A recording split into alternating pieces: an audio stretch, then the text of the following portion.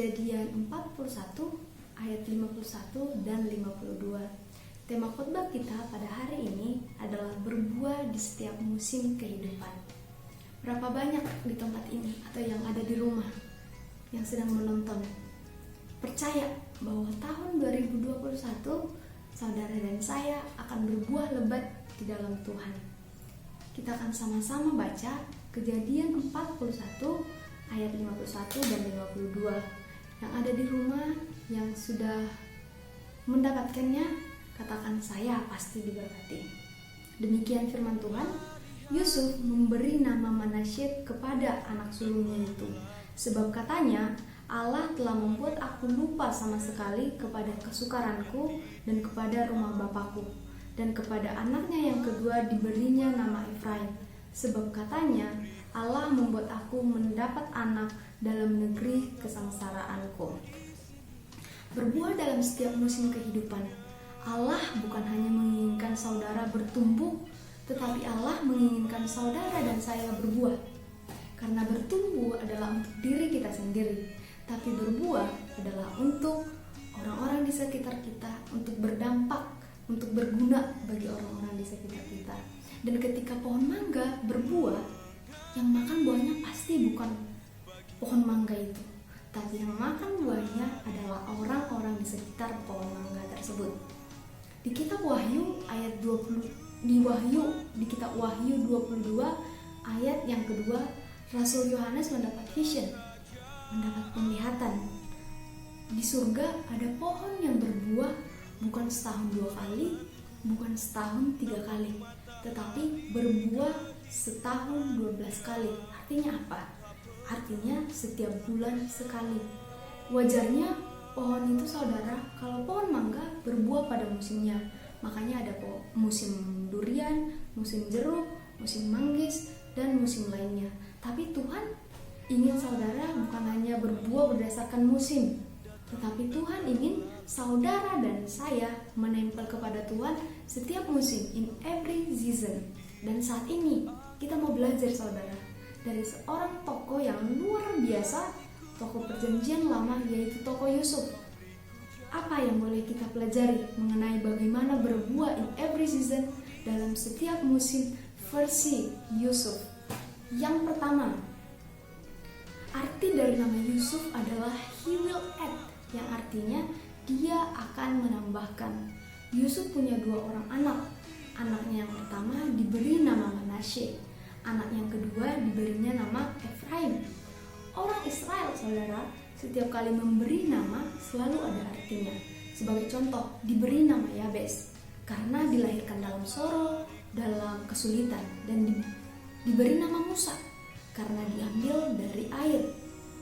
Jadi ketika Yusuf dibawa ke Mesir, Yusuf memberi nama Manasye, memberi nama anak pertamanya Manasye, artinya melupakan atau forgetful.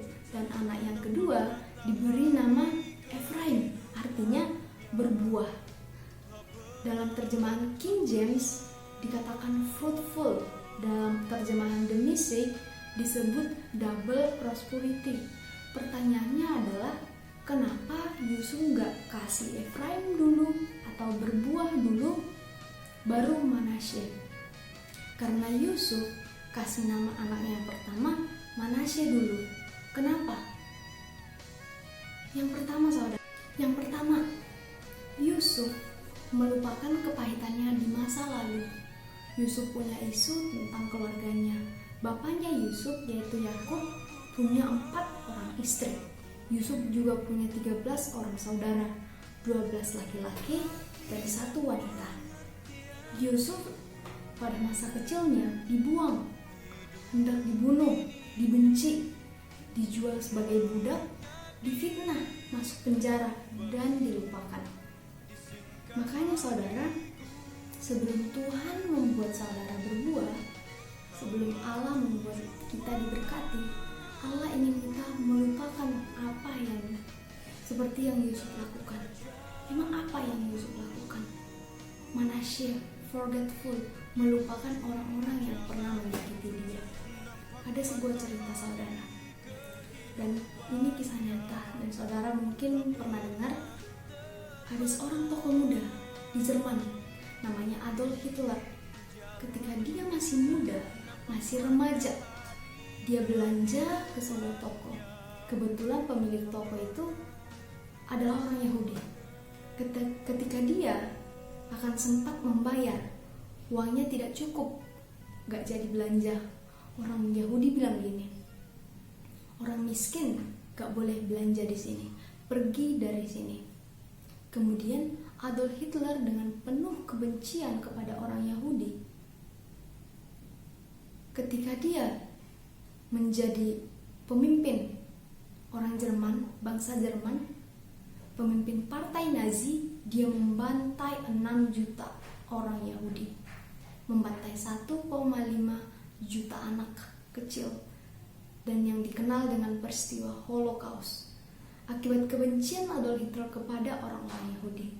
Kalau seandainya suatu saat kita punya kesempatan pergi ke kamp-kamp konsentrasi di Polandia, di Austria, di Jerman, di negara itu, kita bisa menemui kulit orang Yahudi dikelet, dijadikan tatakan meja dan dijadikan tatakan lampu.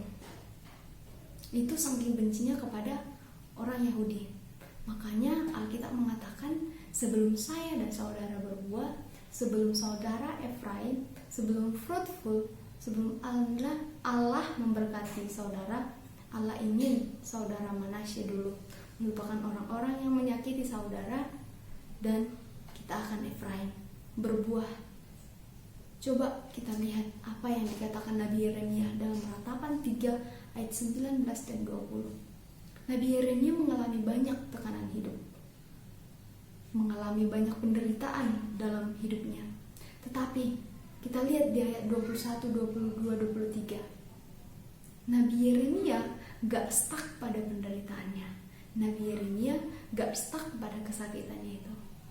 Apa yang dia katakan? Aku tidak memperhatikan kepahitanku, tetapi ini yang kuperhatikan. Tak berkesudahan kasih setia Tuhan, selalu baru rahmatnya tiap pagi, besar kesetiaannya. Saudara tahu mutiara? Saudara punya mutiara? Atau saudara tahu pembuatan mutiara ini? Mutiara, saudara, berasal dari seekor binatang laut, namanya tiram, kerang, atau bahasa kerennya Austri. Apa sih mutiara itu? Kerang adalah hewan yang refleksnya lama. Dibuka, tutupnya lama, saudara. Setiap kali dia buka, pasir masuk menyakiti tubuhnya. Secara otomatis mengeluarkan cairan. Semakin sakit tubuhnya, semakin banyak cairan yang dihasilkan, dan lama-kelamaan akan membentuk kristal. Tahun berganti tahun, hari berganti hari, kristal itu pelan-pelan tak pasti akan menghasilkan yang namanya mutiara ini yang saya pegang saat ini. Nah, kalau saudara tanya saya, apa itu mutiara? Mutiara bagi saya sendiri adalah tangisan seekor kerang. Karena apa? Kita cuma lihat indahnya doang. Kita cuma lihat bagusnya doang. Kita cuma lihat menarik doang. Kita cuma lihat mahalnya doang.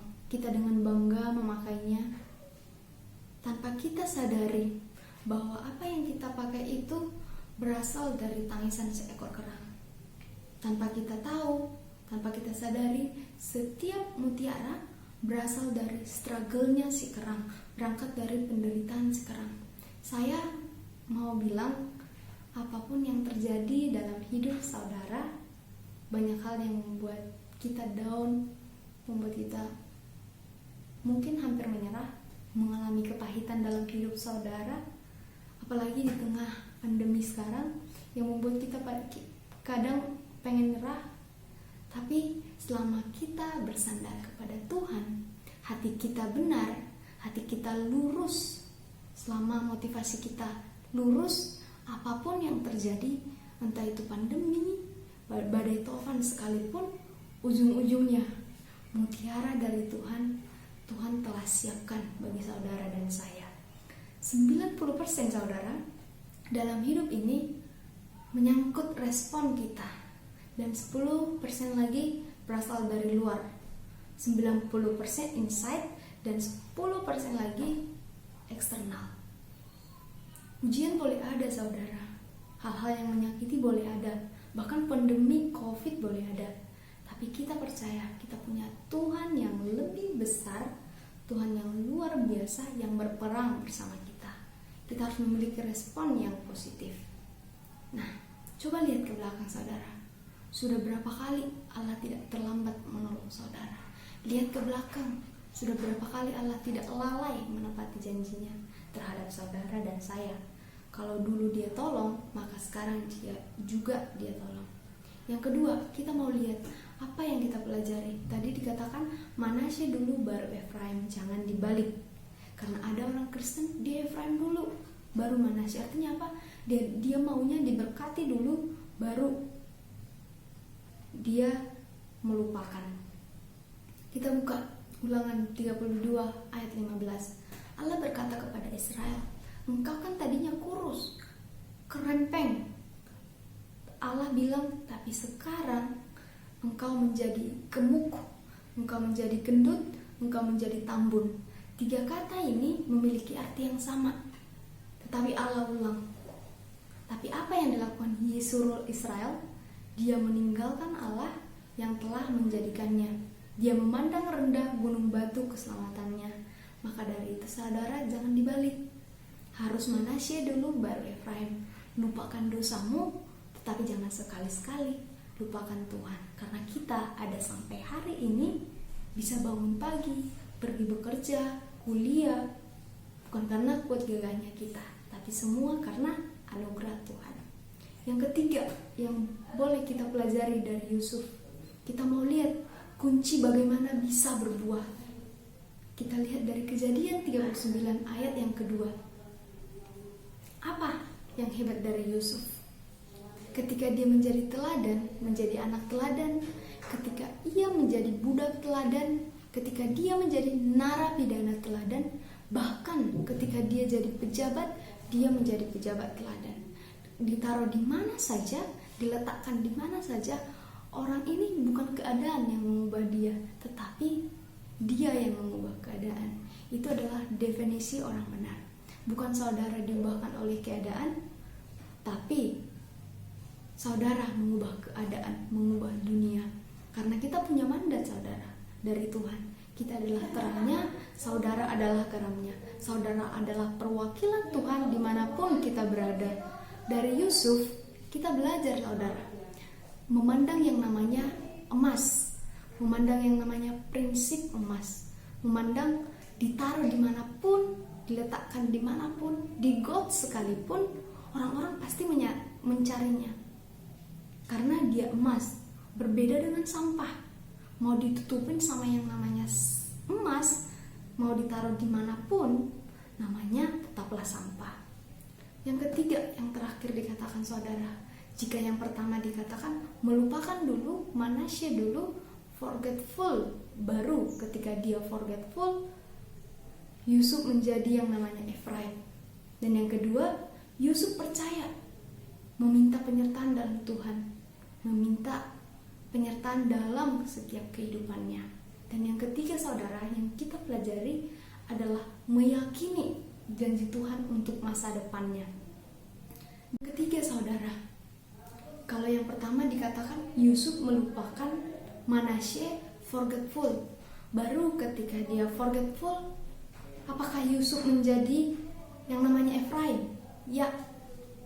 Dan yang kedua, Yusuf percaya, meminta penyertaan Tuhan, meminta pemeliharaan Tuhan dalam sepanjang hidupnya.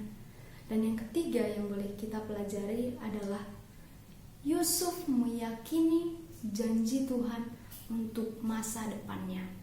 Ketika Yusuf mendapat mimpi bulan dan bintang akan menyembah dia, itu kurang lebih 13 tahun saudara.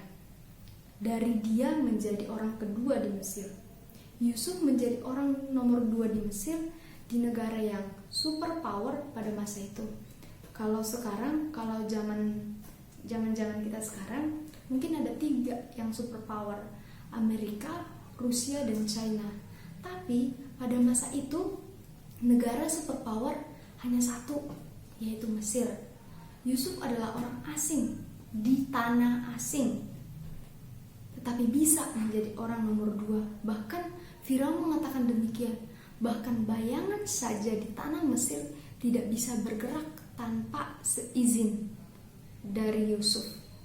Kelebihannya cuma 1, sisanya engkau punya. Saking percayanya Firaun saja mengatakan demikian kepada Yusuf. Bahkan kepala penjara memberikan dia kunci kepada Yusuf. Apa yang boleh kita pelajari, saudara? Bahwa kepercayaan itu mahal. Begitu juga dengan keselamatan, tidak bisa dibeli dengan uang. Seluruh jutawan, milioner ngumpulin uangnya tidak bisa membeli keselamatan itu, saking mahalnya keselamatan itu. Tetapi Allah memberikan gratis kepada kita, cuma-cuma. Jadi kalau saudara masih bisa dijangkau oleh uang, maka kita belum berharga, saudara. Kalau saudara masih bisa dibeli oleh uang, kesetiaan kita masih bisa dibeli oleh uang, maka kita belum berharga. Untuk menutup khotbah saya, ada sebuah cerita, saudara. Ada sebuah cerita yang menjadi penutup dari khotbah saya. Sebuah kisah nyata yang tokohnya bernama Jankong. Siapa yang mengenal Jankong? Dia adalah seorang imigran dari orang yang miskin dari Ukraina. Jankong adalah keturunan Jew, yaitu Yahudi. Dia adalah imigrasi dari Ukraina.